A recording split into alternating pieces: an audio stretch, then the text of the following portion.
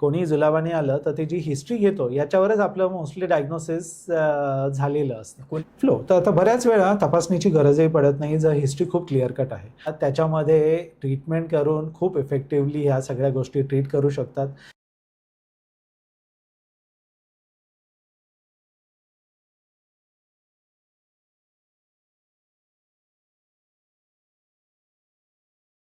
नमस्कार, पुन्हा एकदा गटफिट क्लबमध्ये तुमचं मनपूर्वक स्वागत आहे. आज आपण एक सर्वांना अतिशय कॉमनली आपण बघतो, घरामध्ये बरेच लोकांना झालेलं असतं जुलाब. मग जुलाब झालं, काय करायचं, कसं ट्रीट करायचं, कोणती गोष्ट अवॉइड करायचं, खूप महत्त्वाची गोष्ट आहे. आणि ही गोष्ट सर्वांना माहिती असणं गरजेचं आहे. लहान लेकरापासून वयोवृद्धापर्यंत प्रत्येकाला ह्या फेजमधून कधी ना कधी आपण जातो. काही काही लोक तर वारंवार जातात. तर हे व्हिडिओ सर्वांनाच माहितीदायक ठरू शकतं. आपल्यासोबत विक्रांत काळे सर गॅस्ट्रोएंट्रोलॉजिस्ट आहेत. एक एक्सपर्ट कोण जुलाबाबद्दल आपण समजून घेण्याचा प्रयत्न करूया. त्याच्या अगोदर, व्हिडिओ चालू करण्याच्या अगोदर एक विनंती आहे की आमचा चॅनल गटफिट क्लब सबस्क्राईब करा. असेच पचन संस्थाबद्दलचे बरेच काही इन्फॉर्मेशन आपल्याला ऐकायला भेटतील, बघायला भेटतील, समजायला भेटतील. चला तर मग विक्रांत काळे सरांकडून डायरियाबद्दल, जुलाबाबद्दल, अतिसारबद्दल पूर्ण माहिती घेऊया सायंटिफिक वेद्वारे. नमस्कार. नमस्कार. पुन्हा एकदा गटफिट क्लबमध्ये सगळ्यांचं स्वागत आहे. गटफिट क्लबमध्ये नेहमीच आपण पचनसंस्थाबद्दल एक विषयावरती आपण बोलण्याचा प्रयत्न करतो. आज आपण एक महत्त्वाचा विषय म्हणजे जुलाब. जुलाब म्हटलं की प्रत्येकजण त्याच्यातून गेलेलं असतं, प्रत्येकाला माहीत आहे, प्रत्येकाला काही तर समज आहे, काही तर गैरसमज आहे. त्याबद्दल आपण जुलाब ट्रीटमेंटसाठी आपण गॅस्ट्रोएंट्रोलॉजिस्ट कोण म्हणजेच डॉक्टर विक्रांत काळे सरांकडून एक चांगली सायंटिफिक माहिती घेण्याचा प्रयत्न करूया. सर, तुमचं गटफिट क्लबमध्ये स्वागत आहे. Thank you sir. श्रोतेहो, तुमचं सर्वांचं स्वागत आहे. जुलाब म्हटल्यानंतर सर्वात पहिला प्रश्न आहे सर, जुलाब म्हणजे नेमकं काय, किंवा त्यालाच डायरिया म्हणतो, त्याबद्दल पहिलं सांगा सर. सो बरोबर, आता जुलाब, डायरिया सगळे आहे ना, सेमच शब्द.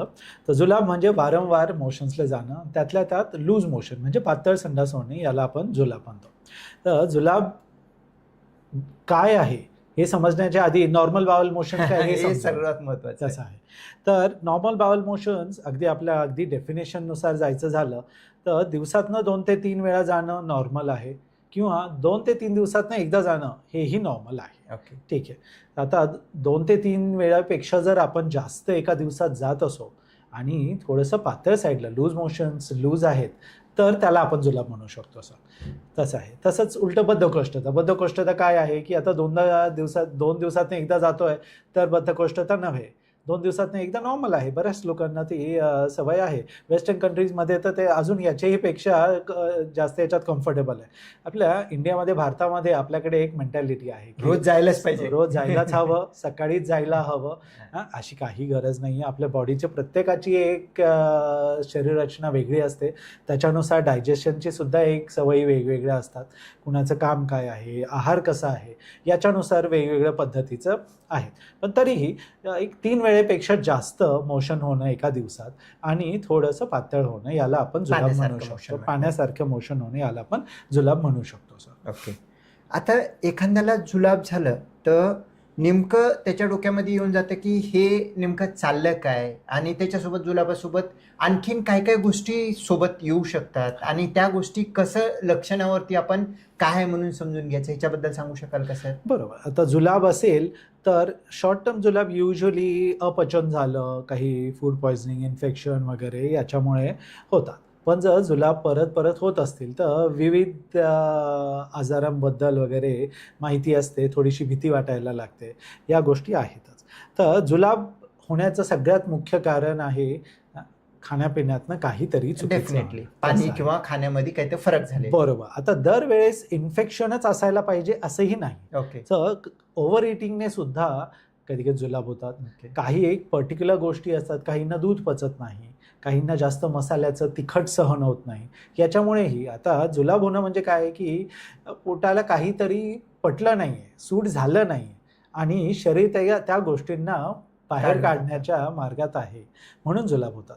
तर युजली ओव्हर इटिंग किंवा काहीतरी पचलं नाही म्हणून जे असतात शॉर्ट टर्म आहेत, 2-3 लूज मोशन झालं एखाद्या दिवस चालतं आणि सेल्फ लिमिटिंग अगदी स्वतःहूनच सेटल होतं.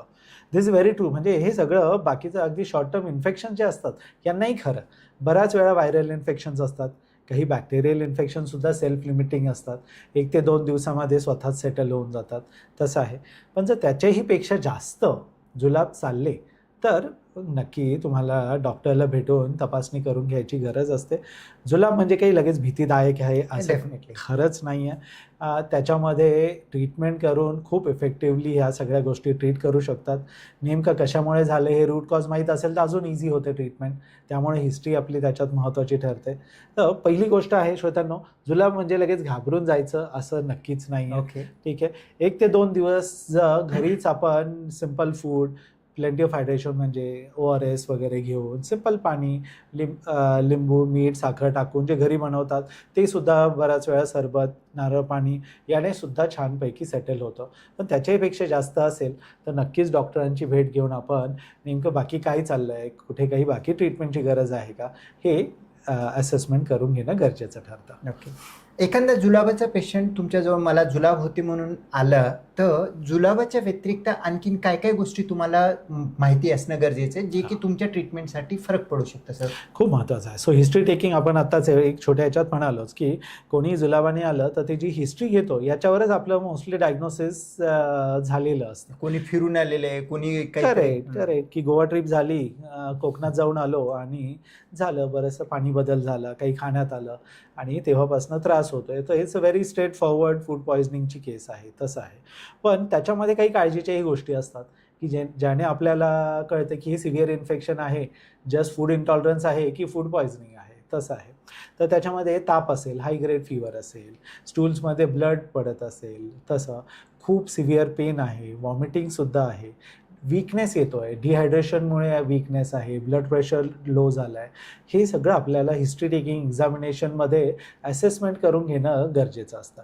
सो याच्यामध्ये आपण जसं म्हणालो की त्यांचं ट्रॅव्हल हिस्ट्री असेल, फूड हिस्ट्री असेल, बाहेरून sleep काय history, खाल्लेलं आहे, आजकाल आपण- पाणीपुरी वगैरे खाल्लं किंवा काही अगदी अशा गोष्टी. पाणीपुरी घेतलं, चाट घेतलं बाहेर, त्याच्यानंतर त्रास झाला, ह्या सगळ्या माहिती घेणं गरजेचं असतं. तसं नसेल तर मग बाकीच्याही काही गोष्टी आहेत की कुठले मेडिकेशन बदलले गेलेत का हां, ते पण रिसेंटली, महत्त्वाची गोष्ट. तसंही होतं. काहींना वेगळे आजार आहेत का, काही शुगर वगैरे काही असेल तर त्याच्यामध्ये इन्फेक्शनचं जरा आपण केअरफुली लवकर ट्रीट करणं गरजेचं आहे. कारण शुगरमध्ये थोडी इम्युनिटीमध्ये डिस्टर्बन्सेस असतात, तर त्या Definitely, लोकांमध्ये थोडं आपल्याला केअरफुल राहणं इव्हन ओल्ड एज वगैरे लहान लेकरांमध्ये. गरजेचं आहे. तसं थायरॉईडमध्ये आहे, परत परत जर जुलाब होत आहे तर ते एक महत्त्वाचं आहे. कधी कधी ओव्हरडोसिंग होतं थायरॉईडच्या मेडिसिनचं, त्याच्यात जुलाब चालू होतात, पोटदुखी चालू होते. सो ते मेडिकेशन हिस्ट्री, त्यांचं बॅकग्राऊंड हिस्ट्री ही महत्त्वाची ठरते. आपल्याच आता घरात अजून कोणी आजारी आहे का, मित्रमंडळीमध्ये कोणी आजारी आहे का, सोबत जे काही सोबत आहे. पार्टी झाली का? तर ह्या गोष्टींनी आपल्याला थोडंसं एक अंदाज येतो की जुलाबाचं एक्झॅक्ट रिझन काय असणार आहे. त्याच्यानुसार आपण पुढचं असेसमेंट आणि ट्रीटमेंट ते ठरलं. काही काही वेळेला गमतीशीर पेशंट काय सांगतात, मी आणि माझे घरचे सगळ्यांनी एकाच हॉटेलमध्ये सगळ्यांनी एकदाच घेतलेलं आहे जेवण, त्यांना काहीच नाही प्रॉब्लेम, मला खूप जुलाब झालं. ह्याचं नेमकं काय कारण असतं सर? आता हे खूप फ्रिक्वेंटली आपण बघतो. आता याच्यातच नेमकं त्याच जेवणामुळे झालं आहे की अजून त्या जेवणासोबत अजून तुम्ही काही घेतलं, सेपरेट ज्यूस घेतलं, तुम्ही सरबत घेण्यात आलं, बाहेरचं काही पाणी पिण्यात आलं, अशाही गोष्टी आहेत. काहींना एखादी गोष्टी पचत नाही. आता बाकीच्या सगळ्यांना पनीर पचतंय, सगळ्यांनीच पनीर खाल्लं आहे, पण एखाद्या व्यक्तीला मिल्क इंटॉलरन्स वगैरे, पनीर नाही पचत आहे आणि त्यांच्याकडनं ते पनीर खाण्यात आलं, जुलाब त्यांना होणार, बाकीच्यांना नाही होणार, कारण मिल्क इंटॉलरन्स बाकीच्यांना नाही आहे. सो हे वेगवेगळ्या गोष्टी असतात, ते आपण एकदा हिस्ट्रीमधनं विचारलं की थोडीशी आयडिया येते. इन्फेक्शन सगळ्यांनाच व्हायला पाहिजे असंही नाही आहे. एखादीच डिश खराब असेल, बाकीच्या डिश चांगल्या आहेत असंही होतं बऱ्याच वेळा. आणि इव्हन बॉडीची आपली इम्युनिटी जर का असेल तर डायजेस्ट पण होऊन जातात, प्रॉब्लेम. बरोबर बरोबर बरोबर. आता एखाद्याला जर जुलाब झाला, तुम्ही बरेच गोष्टी त्याबद्दल सांगितले, रेड फ्लॅग साईन हे जर का असेल तर लवकरात लवकर एका क्वालिफाईड एक्सपर्टला जाऊन भेटायला पाहिजे. असे कोणत्या गोष्टी आहेत त्या गोष्टीला आपण घरी घेऊन बसू नये, लवकरात लवकर दाखवायला पाहिजे? अगदी बरोबर. सो जर 2 ते 3 दिवसांपेक्षा जास्त आपण आपल्या ॲटलिस्ट फिजिशियन, फॅमिली डॉक्टरांना जुलाबासाठी दाखवलं पाहिजे, तसं आहे. ऑफकोर्स जी इनिशियल ट्रीटमेंट असेल ती तिथे केली जाते. जर त्या ट्रीटमेंटने राहिलं तर ठीक आहे, पण जर 1 ते 2 आठवड्याच्या पेक्षाही जास्त जुलाब चालू आहेत, पर्सिस्टंट डायरिया, तर नक्की स्पेशलिस्टला दाखवणं गरजेचं ठरतं. त्याच्यामध्ये काही रेड फ्लॅग सिम्पटम्स असतात. तर मोशन्समध्ये जर सारखं रक्त येतं आहे, वजन कमी व्हायला लागलं आहे, भूक लागत नाही आहे, व्हॉमिटिंग आहे, पोट फुगतं आहे, तर बाकी काही सिरियस मेडिकल प्रॉब्लेम्स असण्याची शक्यता आहे. जुलाबामध्ये 3 गोष्टी आपण कायम विचारतो सर, की रात्री जुलाबासाठी उठावं लागतं का, नॉक्टर्नल डायरिया ज्याला म्हणतो, हे एक रेड फ्लॅग साईन आहे. दुसरं ब्लड जसं आपण म्हणालो ते सर. आणि तिसरं तुम्हाला घाई होते का, मोशन ज्यावेळेस येतात, अर्जन्सी. आणि अर्जन्सीपेक्षा अजून एक रेड फ्लॅग आहे की कधी कधी घाई होऊनही टॉयलेटला पोचायच्या आधी कपड्यांमध्ये मोशन्स होत आहेत का, इनकॉन्टिन्यन्स आपण जे म्हणतो, हे रेड फ्लॅग आहे की याच्यामध्ये आपल्याला बाकी कोलायटिस किंवा खाली कंट्रोल सुटण्यासाठी जे काही इन्फ्लेमेशन आहे ह्या गोष्टींचे एक अंदाजा येतो. या गोष्टी असतील तर आपल्याला जास्त अर्जन्सीने काही तपासण्या करून बाकी सिरियस जे काही कारणं आहेत जुलाबाची ही रूल आउट करणं गरजेचं ठरतं. ओके सर, काही जण काय म्हणतात, माझी जुलाब होते, खूप घाण वास येत आहे असं म्हणतात. हे वासाहून जुलाबाचा काही फरक पडतो का ट्रीटमेंटमध्ये? सो युजली इन्फेक्टिव्ह डायरिया जे असतात हे जरा स्मेली असतं. इन्फेक्शन, बॅक्टेरियल इन्फेक्शन जास्त असेल तर तिथे स्मेल जास्त असण्याची एक शक्यता असते. तसं आहे. आता ट्रीटमेंट आपल्या बाकीच्या हिस्ट्रीनुसारच ठरणार आहे, पण युजली जे बॅक्टेरियल इन्फेक्शन आहेत त्या जास्त स्मेली असतात. दुसरी एक गोष्ट असते, एक ओव्हरफ्लो डायरिया म्हणून पण प्रकार होतो की जिथे खूप सिव्हिअर कॉन्स्टिपेशनमध्ये थोडंसं लूज मोशन्स थोडे व्हायला लागतात and they can be very smelly. तसं आहे. पण त्याच्यात डिफरन्शिएशन असं होतं की infective diarrhoea is mostly large volume diarrhoea, की बऱ्यापैकी जुलाब होतात, अगदीच खूप मोशन्स. आणि ओव्हरफ्लो डायरिया जे सिव्हिअर कॉन्स्टिपेशन होतं ते स्मॉल व्हॉल्यूम डायरियाज असतात. तर दोन्हीमध्ये खूप स्मेली स्टूल्स आपल्याला दिसू शकतात. तसं. ओके. एखादा व्यक्ती जुलाब म्हणून तुमच्याजवळ आला तर नेमकं तुम्ही काय तपासणी करण्याचे विचार करता? बरोबर. सो आणि कसं तुमचं तपासणीचं फ्लो डिसाईड करता? तर आता बऱ्याच वेळा तपासणीची गरजही पडत नाही जर हिस्ट्री खूप क्लिअर कट आहे. कोकणात जाऊन आलेत, बाहेरचं पाणी वगैरे झालं, असं फिरणं झालं आणि झालं आहे, तर त्यावेळेस अगदीच बिना तपासण्यांचेही treatment, first line of treatment आपण देतो, ज्याच्यामध्ये हायड्रेशन आलं, काही बाकीचं काळजीचं वाटलं तर अँटीबायोटिक्स आलं, प्रोबायोटिक्स नक्की आले, ह्या गोष्टी आपण देतो आणि सिम्प्टोमॅटिक ट्रीटमेंट त्याच्यासोबत असते. पण जर बाकीचं आहे की काही हिस्ट्री नाही आहे किंवा आधी ट्रीटमेंट घेऊन झाली आणि सेटल नाही होत आहे, इथे आपल्याला रूट कॉज शोधण्यासाठी काही तपासण्या गरजेच्या ठरतात. याच्यामध्ये सगळ्यात महत्त्वाचं आहे स्टूल टेस्ट आपण पहिल्यांदा करतो आणि त्याच्यासोबत काही ब्लड टेस्ट. ब्लड टेस्ट करण्याचा अर्थ एवढा आहे की इन्फेक्शन किती आहे, कुठल्या प्रकारचं होत आहेत, याचा काही किडनीवर फरक पडतोय का, ते किडनी ब्लड टेस्ट करून कधी पोटॅशियम वगैरे हे इलेक्ट्रोलाइट्स आहेत हे कमी होऊ शकतात, डिहायड्रेशनने सोडियम कमी होऊ शकतो, हे आपण चेकअप करून घेतो की ह्या लूज मोशन्स अँड डायरियामुळे बाकी काही कॉम्प्लिकेशन्स होत आहेत का हे शोधणं. आणि स्टूल कल्चर, स्टूल रुटीनमध्ये एक्झॅक्टली काय इन्फेक्शन आहे, किती सिव्हिअर आहे हे शोधणं, हे महत्त्वाचे बेसिक तपासण्या झाल्या. क्लिनिकल एक्झामिनेशनवरही आपल्याला कळतं, जर कुठे टेंडरनेस वगैरे असेल, गार्डिंग असेल तर आपण एक अल्ट्रासाऊंड करून घेतो. बऱ्याच वेळा अगदी इन्फेक्टिव्ह डायरिया जे असतात त्याच्यामध्येही आपलं छोटं आणि मोठं आतड्याचं जे जॉईनिंग आहे तिथं बऱ्यापैकी इन्फेक्शनचा लोड होतो आणि ती जी काही सूज असते त्याच्यामुळं बऱ्यापैकी लोकांना तिथे दुखतं. पण सोनोग्राफीचा मग त्यावेळेस फायदा असा होतो की फक्त इन्फेक्शनमुळे आहे की बाकी अपेंडिक्स वगैरे असं अजून काही गोष्टी आहेत, कारण इन्फेक्शन चा विचार करता करता अपेंडिक्स मिस व्हायला नको. सो द क्लिनिकली आपल्याला वाटलं टेंडरनेस गार्डिंग आहे, ultrasound is always a safe आणि very simple. It is an extension, म्हणजे क्लिनिकमध्ये आपण बघतोय त्याचा पुढचाच एक्सटेन्शन आहे आणि उलट सेफ आहे, रेडिएशन नाही आहे त्याच्यामध्ये. रेडिएशन नाही आहे आणि खूप लवकर आपल्याला तो रिपोर्ट मिळतो. काही काळजीचं असेल तर त्याच्यात आपल्याला कळून जातं. सो हे एक बेसिक तपासण्या करून पुढची ट्रीटमेंट आपण डिसाईड करतो. सर, एखाद्या पेशंटला डायरिया आहे, त्या पेशंटला कोलोनोस्कोपी वगैरे करण्याची कधी गरज पडते? कारण गरज पडत असेल तर कोणत्या टाईपच्या डायरियामध्ये, कोणत्या टाईपच्या लूज मोशनमध्ये तुम्ही स्कोप वगैरे करण्याचं बघता? बरोबर. सो आपण जसं आधी म्हणालो सर की जुलाब काही घाबरण्यासारखी गोष्ट नाही आहे. प्रत्येक डायरियाला तर 100% कोलोनोस्कोपीची गरज नसते. कोलोनोस्कोपीचा रोल मोठा आहे, महत्त्वाचा आहे, पण खूप थोड्या लोकांमध्ये, की जिथे रेड फ्लॅग सिम्पटम्स आपल्याला आहेत, की पर्सिस्टंट डायरिया, त्याच्यामध्ये वजन कमी होत आहे, रक्त दिसतं आहे, याच्यामध्ये यंग लोकांमध्ये आपण IBD, कोलायटिस याचा विचार करायला चालू करतो. थोडेसे जे वयस्कर असतील, वयस्कर म्हणजे आता 45-50 वयस्कर नाही आहे, पण तरीही 45-50च्या वरचे जे आहेत, तिथे जर असं होतं तर तिथे बाकी काही कॅन्सर, पॉलिप याची काही शक्यता असेल का?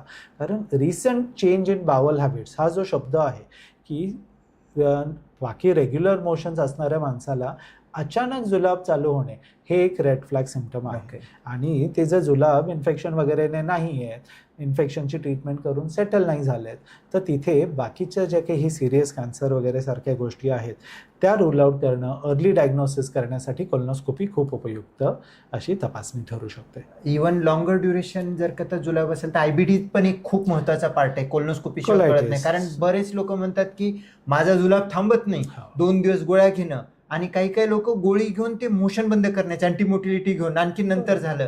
मग तशा कंडिशनमध्ये तर डेफिनेटली लॉंगर ड्युरेशन जर का असेल तर आतमध्ये काय अल्सर आहे का बघण्यासाठी तर colonoscopy is one of the mandate. आणि मोस्टली यंग लोकांमध्ये जसं मी म्हणालो की कोलायटिस वगैरे हे इन्फ्लेमेटरी बाउल डिसीज कॉमन आहे, तिथेही हे सगळे कुठलेही रेड फ्लॅग वाटले तर कोलोनोस्कोपीने कोलायटिस डायग्नोज होऊन खूप छानरित्या आपण ते ट्रीट करू शकतो. आणि आजकाल हे प्रकार पण वाढत आहे ना सर? वाढत आहे. आपल्या लाईफस्टाईलमुळे तेही वाढत आहे सर. बरोबर. आता एखाद्या पेशंटला जुलाब आहे, तुम्ही डायग्नोज केलं तर एखादा इन्फेक्टिव्ह असू शकतो, एखादा नॉन इन्फेक्टिव्ह असू शकतो. पण आता ह्याच्यामधला सर्वात महत्त्वाचा ट्रीटमेंटचा भाग खूप महत्त्वाचा आहे. काही जण काहीतरी घेत राहतात, काही जणांचं असतं की मी जुलाब झालं तर जाऊन तो काहीतरी लोमोटिल किंवा ट्रेडोटिल घेतात आणि त्यांना बंद झालं म्हणून येतात. मग हे सगळे मिसकन्सेप्शन आहे. तर एक गॅस्ट्रोएंटरोलॉजिस्ट म्हणून जुलाब झाला तर एक स्टेप वाईज मॅनरमध्ये कोणती प्रायोरिटी सगळ्यात जास्त आहे आणि कोणत्या गोष्टीसाठी काय तुम्ही देऊ इच्छिता आणि कशा पद्धतीने तुम्ही त्यांना गायडन्स करता ह्याबद्दल थोडं सांगाल सर? सो जुलाब झाले तर पहिले 1-2 दिवस अगदी कुठल्या डॉक्टरांना भेटायची सुद्धा गरज नाही आहे सर. सो सगळ्यात महत्त्वाचं जुलाबात काय होतं सर, की आपलं फ्लुईड लॉस होतं. ते इन्फेक्शनने असो, व्हायरल असो, बॅक्टेरियल असो किंवा कुठल्या आपल्या फूड इंटॉलरन्स, इंडायजेशनमुळे असो, जुलाब व्हायला लागलं तर खूप सारं पाणी आपलं बाहेर पडतं. त्यामुळे हायड्रेशन खूप महत्त्वाचं आहे. आणि हे नुसतं पाणीच बाहेर पडत नाही, तर हे पाणी म्हणजे बॉडी फ्लुइड्स जे आहेत they are rich in electrolytes. तर त्याच्यामध्ये आपलं पोटॅशियम म्हणा, मॅग्नेशियम म्हणा, सोडियम, हे सगळे बाकी इलेक्ट्रोलाइट्स जे आहेत शरीराचे हेही कमी होतात. त्यामुळे पायामध्ये गोळा येणं, क्रॅम्प येणं वगैरे हे सगळं होतं. तर हायड्रेशन सगळ्यात महत्त्वाचं आहे. सो माझ्या पेशंटला मी कायम सांगतो की जुलाब असेल तर बाकी काही खाल्लं नाही तरी चालेल, पण इलेक्ट्रॉलची पावडर आणून एक छानपैकी पाणी आणि जितकं जमेल तेवढं ते इलेक्ट्रॉल घेणं गरजेचं आहे. तसं आहे. हे घरी बनवू शकतो. इलेक्ट्रॉल म्हणजे काय आहे, 1 लिटर पाणी घ्यायचं, चिमूटभर त्याच्यात मीठ आणि चमचाभर साखर टाकून छान मिक्स करून घ्यायचं. पाणी उकळून स्वच्छ पाणी असलेलं गरजेचं आहे, कारण त्या पाण्याने परत आपल्याला इन्फेक्शन नको. जर चांगलं नसेल तर ते इन्फेक्शन वाढतच राहणार आहे. त्यामुळे इलेक्ट्रोलाइट्स जे आहेत हे महत्त्वाचं आहे. इलेक्ट्रॉल सोल्युशन खूप महाग नसतं, बनवणं सोपं आहे, आपल्याला बाकी काही कटकट नाही आहे. स्वच्छ पाण्यामध्ये ते मिक्स केलं, दर 10-10 मिनिटांनी आपण 1-1 ग्लास पिलं तर हायड्रेशन होतं, एनर्जी येते, ग्लुकोज मिळतं त्याच्यातनं आपल्याला. शुगर फ्री येतं. डायबेटिक लोकांचं खूप वेळा प्रश्न असतो, शुगर फ्री ORS आहे की ज्याने शुगर वाढणार नाही आहे, पण तुम्हाला इलेक्ट्रोलाइट सगळे मिळणार आहेत. आणि अजून एक फायदा इलेक्ट्रॉलचा असा आहे, साधं पाणी जे आहे हे हायपोऑस्मोलर असतं. याचा अर्थ असा होतो की आपल्याला शरीरात काही अब्झॉर्ब करण्यासाठी जी एक कन्सिस्टन्सी लागते ती साध्या पाण्यात नसते. इनफॅक्ट साध्या पाण्याने कधी जास्त पाणी शोषलं जातं इंटेस्टाईनमध्ये आणि लूज मोशन वाढू शकतात. इलेक्ट्रॉलची जी कन्सिस्टन्सी आहे, इलेक्ट्रोलाइट आहेत, हे आयसोऑस्मोलर असतं, आयसोटोनिक आहे. तर ते आयसोटोनिक असल्या कारणाने याचं अब्झॉर्प्शन खूप चांगलं होतं. हे सगळे इलेक्ट्रोलाइट्स अब्झॉर्ब चांगलं होतात, त्यांच्यासोबत पाणी अब्झॉर्ब चांगलं होतं. त्यामुळे Electral solution is the key. पाणी म्हणजे साधं पाणी घेतलं तर आणखी ते सगळं बाहेर जाऊन मोशन्स होतात. आणि इलेक्ट्रॉल जर का घेतलं तर अब्झॉर्ब चांगलं होईल, अब्झॉर्ब खूप फास्ट होतं आणि इफेक्टिव्हली होतं. प्लस हिलिंगलाही आपल्याला तेवढा वेळ मिळतो. हायड्रेशन असेल तर तेवढं तुमची इम्युनिटी चांगली राहते, जास्त थकवा येत नाही, बाकीच्या गोष्टी आपण खाऊ शकतो चांगलं. आणि खायचं झालं तर फायबर्स कमी, कारण आता लूज मोशन होत आहे तर आपल्याला लो फायबर डाएटवर जाणं गरजेचं आहे. त्याच्यात राईस बेस्ड फूड सगळ्यात सोपं आहे, नारळ पाणी खूप सोपं आहे, पिकलेली केळी हेल्पफुल आहे, कारण पिकलेली केळीमध्ये पोटॅशियम मिळतं, नारळ पाण्यामध्ये पोटॅशियम, इलेक्ट्रोलाइट्स आहेत आणि एनर्जीही मिळते. कारण आपल्याला एनर्जी हवी, जुलाब होत आहे तर विकनेस होणं साहजिक आहे. सो ह्या गोष्टींमधनं क्विक एनर्जी आणि इलेक्ट्रोलाइट्स या दोन्हीही गोष्टी आपल्याला खूप इझिली मिळतात. त्याच्यामुळे खाण्याचं एक साधा प्रकार इलेक्ट्रलसोबत 1 ते 2 दिवसांमध्ये आपण छानपैकी सेटल होणार आहोत. आणि याच्यासाठी कुणालाही डॉक्टरला भेटायचीही गरज नाही आहे. 1-2 दिवसात सेटल झालं तर तुम्ही छानपैकी घरच्या घरीच रिकवर होऊन कामाला लागू शकता. याच्याही नंतर जर सेटल होत नसेल तर डेफिनेटली आपण डॉक्टरांकडे जाऊन चेकअप, मग काही औषधं, अँटीबायोटिक्स असेल तर ते घेऊ शकतो. कधी काय प्रॉब्लेम होतो सर, की सिव्हिअर इन्फेक्शन आहे आणि मेडिकलमधनं गोळी घेतली तर ह्या गोळ्यांचा प्रॉब्लेम असा होतो की कुठल्याही कारणाने जुलाब असो, ते अँटी मोटिलिटी आहे. तुमच्या इंटेस्टाईनची मोटिलिटी ते स्लो डाऊन करून अगदी थांबवू शकतात, ब्लॉकेज करू शकतात. तर इन्फेक्शन आतमध्ये राहिलं आणि तुम्ही स्लो डाऊन केली आहे तुमचं, तर ते इन्फेक्शनमुळे आतड्यांना मग अजून त्रास होणं. तर याच्यात टॉक्सिक मेगाकोलॉन वगैरे सारखे जे काही कॉम्प्लिकेशन आपण बघतो, खूप कॉमन नाही आहेत, पण ह्या गोळ्यांमुळे हे कॉम्प्लिकेशन होण्याची रिस्क वाढू शकते. कारण इन्फेक्शन क्लिअर आउटच नाही झालेलं. आपण मूळ कारण सिव्हिअर आता मायनर व्हायरल डायरिया वगैरे ज्याच्यामध्ये ते सेल्फ लिमिटिंग आहे, विदाऊट त्या मेडिसिनही ते सेटल होणार आहे. तिथे एखादी गोळी कधी कधी चालून जाते, पण दरवेळेस तुम्ही ती गोळी घेणं हे थोडंसं रिस्की होऊ शकतं. कारण तुमचं इन्फेक्शन माइल्ड आहे, व्हायरल आहे, बॅक्टेरियल आहे की सिव्हिअर आहे हे लगेच तुम्हाला कळू शकत नाही. या गोळ्यांमुळे ते इन्फेक्शन जास्त एक्झॅजरेट होऊ शकतं. ओके. मला पण बरेच पेशंट म्हणतात की आम्ही गोळी घेतलं, बंद केलं. मी त्यांना हेच सांगतो की घरामध्ये घाण आहे, एक तर पोटामध्ये आपण खातानीच लक्ष ठेवणं गरजेचं आहे. डस्टबिन म्हणून काही पण खाणं चुकीचं आहे. आणि घरामध्ये जर चिखल पडलेलं असेल, आपण काय करतो, झाडून घेऊ शकत नाही, तर पाणी टाकून स्वच्छ धुवून घेतो. पोट तो काम करत आहे, पाणी सोडून सगळं क्लीन करतं. तुमचं काम आहे फक्त पाणी पिणं, पण त्याचं तोंड जर का बंद करून ठेवलं तर तिथं घाण राहून तो आपल्याला बरेच दिवस त्रास देऊ शकतो. सर, एखाद्या डायरियाच्या पेशंटमध्ये तुम्ही ओपीडी बेसिस त्यांना तर खूप क्लिअरली तुम्ही मेसेज दिला, हा खूप महत्त्वाचा मेसेज आहे. डायरिया झालं की पहिलं ORS घ्या. ORS घेऊन कमी नाही झालं तर एका एक्सपर्टला दाखवा, फिजिशियन आहे, गॅस्ट्रोएंटरोलॉजिस्ट आहे, दाखवा. आणि तुमच्याकडे आलं तर तुम्ही सांगितलं की तुम्ही गोळ्या औषध वगैरे त्यांना बघून करून देता, पण काही काही पेशंटला ॲडमिशन करावं लागतं. तर नेमकं कोणत्या पेशंटला तुम्ही ॲडमिशनचं चॉईस देता आणि कोणत्या कारणासाठी ॲडमिशन करणं गरजेचं राहतं? सो इथेही सर ORSचा खूप मोठा रोल आहे. आता एखादा पेशंट आलं इन्फेक्शनने, त्याला ORS घेऊ शकत नाही आहे, कंटिन्युअस उलट्या चालू आहेत, तर तिथे नक्की ॲडमिट करून त्यांना सलाईनमधनं हायड्रेशन देणं गरजेचं आहे. कारण हायड्रेशन नाही दिलं तर त्यांच्या किडनी डिहायड्रेट होणार, किडनीला प्रॉब्लेम होणार, ब्लड प्रेशर कमी होणार. जर क्लिनिकमध्ये कुणाचं ब्लड प्रेशर कमी आहे आणि ओरली ते टॉलरेट करू शकत नाही आहेत, तर त्यांना ॲडमिशनची गरज नक्की पडते. त्यात अजून कधी आपल्याला काही सिव्हिअर इन्फेक्शनसारखं वाटलं की तिथे हायग्रेड फीवर आहे, ब्लड वगैरे येत आहे, सिव्हिअर अगदी शॉर्ट टर्म डायरियामध्ये सुद्धा ब्लड दिसतं, सिव्हिअर इन्फेक्शनमध्ये दिसतं, तर यांच्यामध्ये थोडं केअरफुल, कारण आपल्याला ते इन्फेक्शनचं लवकर कंट्रोलमध्ये आणणं गरजेचं ठरतं. आणि सलाईनमधनं वगैरे जे औषधं आपण देणार, they are the best fastest way to control that severe infection. आणि हायड्रेशन सुद्धा खूप चांगलं मेंटेन करू शकतो. हायड्रेशनसाठीच मेनली आपण ॲडमिट करतो. बाकीचे अँटीबायोटिक्स 24-48 आवर्समध्ये आपण ओरली चेंज करून पेशंट घरी पाठवू शकतो सर. तसं एखाद्या पेशंटला काही दिवसामध्ये एकदा डायरिया झाला, आणखीन काही दिवस थांबतात, आणखीन डायरिया होतो, अशा पेशंटमध्ये फर्दर काय गोष्टी करणं गरजेचं असतं, काय गोष्टी बघणं गरजेचं असतं? हो, सो आता हे 2 गोष्टींमुळे होऊ शकतं. एक तर रेकरंट इन्फेक्शन होऊ शकतं की घरामध्ये ROचं मशीन फॉल्टी आहे, पाणी खराब आहे, अशा काहीतरी असेल तर त्यांना परत परत इन्फेक्शन होऊ शकतं. अमिबियासिस वगैरे हे इन्फेक्शन्स रेकरंट होऊ शकतात. कधी कधी इन्फेक्शन थोडं सेटल झालं आहे, पण तेच इन्फेक्शन पुन्हा डोकं वर करतं. अँटीबायोटिक्स वगैरे दिले डॉक्टरांनी तुम्हाला 3 दिवसांच्या दिल्या, तुम्ही एकच दिवस घेऊन सोडून दिलं, पार्शियली ट्रीटेड इन्फेक्शन हे प्रॉपर ट्रीटमेंट नाही झालं किंवा इनकम्प्लीट अँटीबायोटिक कोर्स झाला तर त्याच्यामुळे थोडे 1-2 दिवस बरं वाटून पुन्हा इन्फेक्शन्स होतात. कधी कधी काही इन्फेक्शन्स थोडं डिफिकल्ट टू ट्रीट असे असतात की त्यांना परत परत अँटीबायोटिकची गरज पडू शकते किंवा एक प्रॉपर लॉंग कोर्स ऑफ अँटीबायोटिकची गरज पडू शकते, तिथे परत परत होऊ शकतं. पण अशाही गोष्टी आहेत जसं आपण म्हणालो कोलायटिस असेल किंवा कधी post infectious IBS, irritable bowel syndrome. आता IBS जो प्रकार आहे हा आधी कधीच हिस्ट्री नाही, आत्ता चालू झाला असंही होऊ शकतं.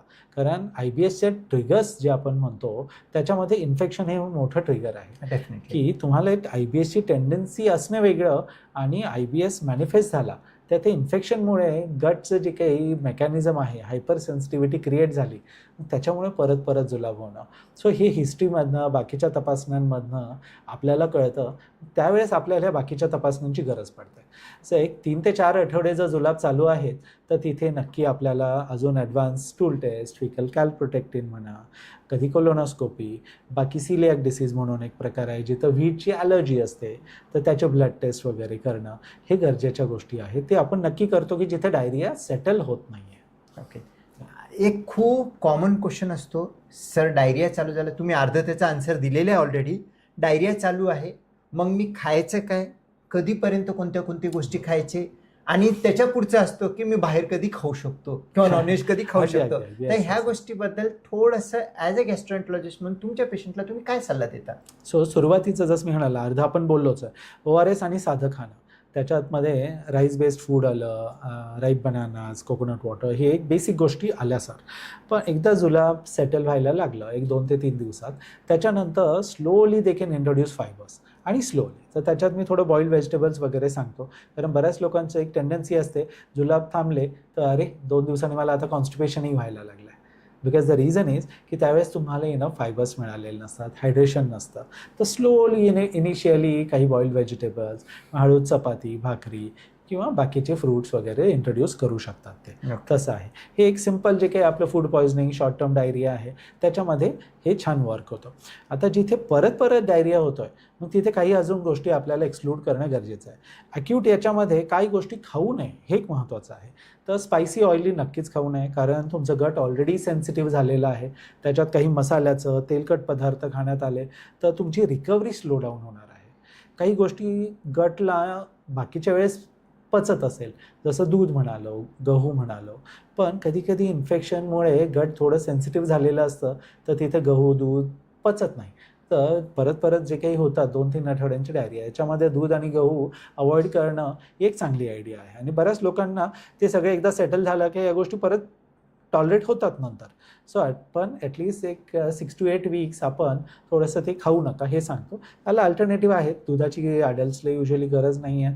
गव्हाच्या ऐवजी तुम्ही जर बाकीचं ज्वारीची भाकरी वगैरे इंट्रोड्यूस केलं तर दॅट ॲक्च्युली सेटल्स डाऊन गट व्हेरी नाईसली.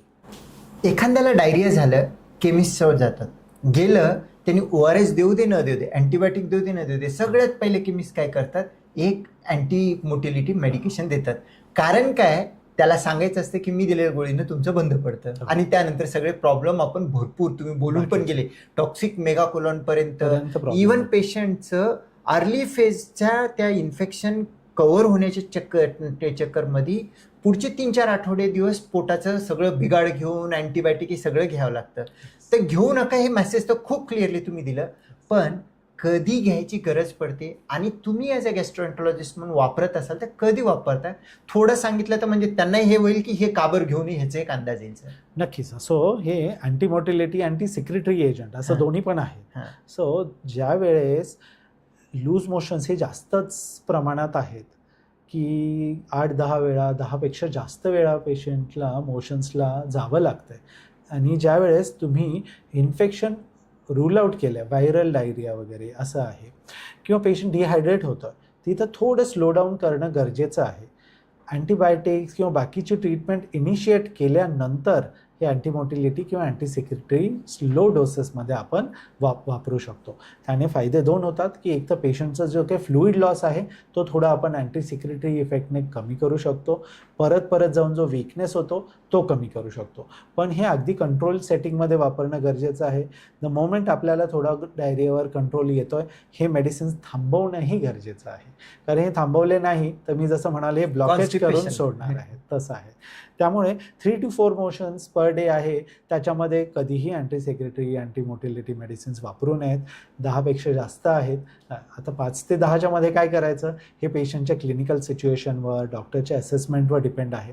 त्याच्यामुळे हे वापरले जातात, युजफुल मेडिसिन्स आहेत, पण त्यांची सेटिंग कधी आणि कसं सेफली वापरावं हे एक महत्त्वाचा भाग आहे. तो महत्त्वाचा एक पॉईंट मला सांगणं गरजेचं आहे. Very nice sir. म्हणजे खूप जास्त डायरिया होतोय, गोळ्या औषध गेलेलं आहे Yes. आणि नॉन इन्फेक्टिव्ह आहे.